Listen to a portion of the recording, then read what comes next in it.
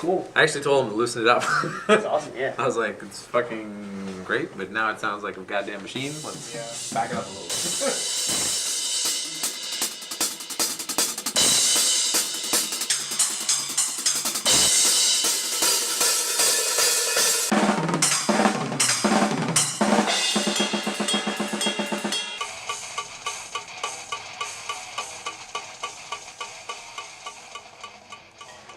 Right away, everything was just very natural. To be honest, it was like, you know, the first jam was awesome, you know, just everybody smiles on our faces. Felt like we had been playing together for years.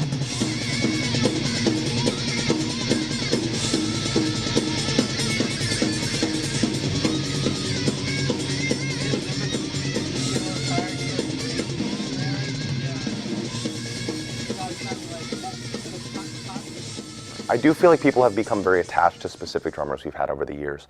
And it's justifiable because they've liked what they've done, they've liked what they saw live or what they heard on the record. But what they need to understand is that Paulo, Corey, and myself are Trivium.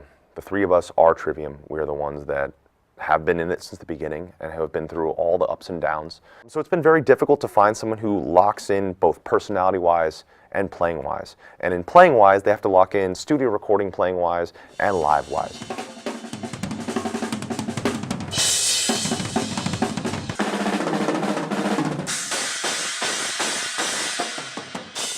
We have had people become attached to certain drummers we've had over the years, but what they need to understand is every time there has been a change, it has been for the necessity and the survival of the band. You know, we really threw the dice once again, and we got the video of Alex playing Rain. It was like, you know, maybe this time it's actually gonna like work out in our favor, that this is gonna be the right situation.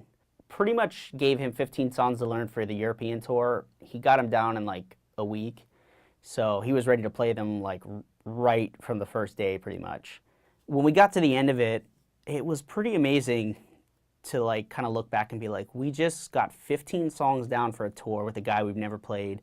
We just wrote 6 of the best songs of our career with a guy that's never played Trivium songs before, didn't know he was going to be playing with Trivium, you know, 3 weeks before this. And I mean, it was shocking. And I'm even thinking about it now, it's like, it's kind of hard to believe. And that's kind of been the process with Alex the whole time, is that he's such a great drummer, he's such a fast learner. He'll get through a song in one take. Like, some of the songs on this record he did in 1 or 2 takes. And what you're hearing on the record is what he played the first or second time, which is pretty mind-blowing. I mean, we've never experienced anything like this. So maybe, you know, some people out there have been fortunate to have these experiences, but we haven't. So, you know, watching him do that, and then kind of watching him, you know, come in, listen, and be, you know, be stoked on it, but like very, I would say, you know, stoked and happy, but not like overly confident, like, yeah, I just nailed this, you know, shoving it in everyone's face or anything. It was really, I guess, kind of like a humble reaction to being this really great drummer and really skilled. Right there, I could go into fast double bass. Yeah, that's what I was thinking. The perfect storm of just everything finally coming together. We've been always looking, you know, for the right drummer, and he's been looking for the right band, and it just kind of like, it came together at the perfect time to make the record that we've been kind of striving to make for a long time. I think we've all become better at least understanding and appreciating the drums in Trivium, and appreciating the first couple albums, and appreciating what Travis did on those records, and like the ideas behind them, and what was really intricate and unique about them, and how, you know, it did affect the writing, and having to learn like, oh, like how to do that on our own for a while, and then finally having a guy coming in where you're like, we've written these songs, we have some drum ideas, but you are at a caliber and you understand the old music, like, go for it, like, expand upon it, see where you can go, make these songs your own, and take the drum beats and bring them to life, and put something in it that we can't do. He gets drums in a way that we don't. To get even further into it and really understand it, you have to play them, you have to understand, and it's like, that is the thing that we needed finally to kind of like fit perfectly, where we don't have to think about it. It takes the pressure of, are we getting everything we can out of this record? Because any moment that the three of us have to focus on that is taking away from our own instruments and the vocals and the melodies. A little detail can make such a big difference for all our parts in the vocals.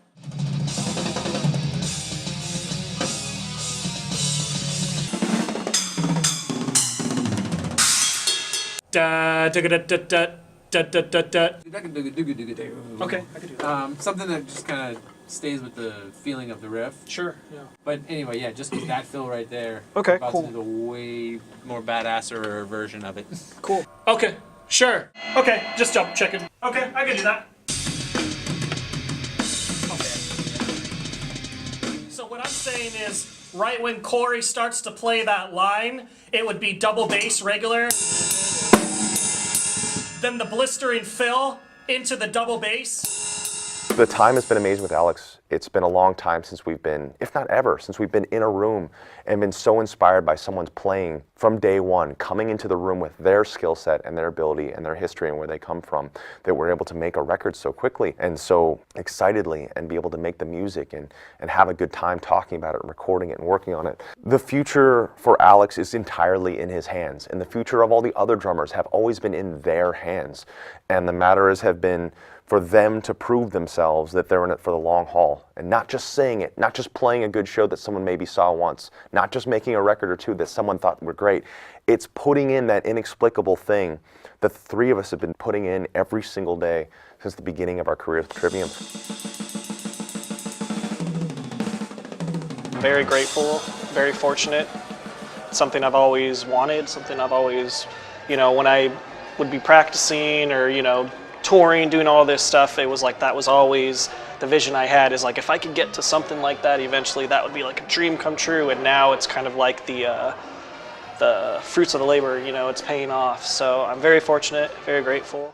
I like it a lot. Yeah, I think it's all good. All right. Next.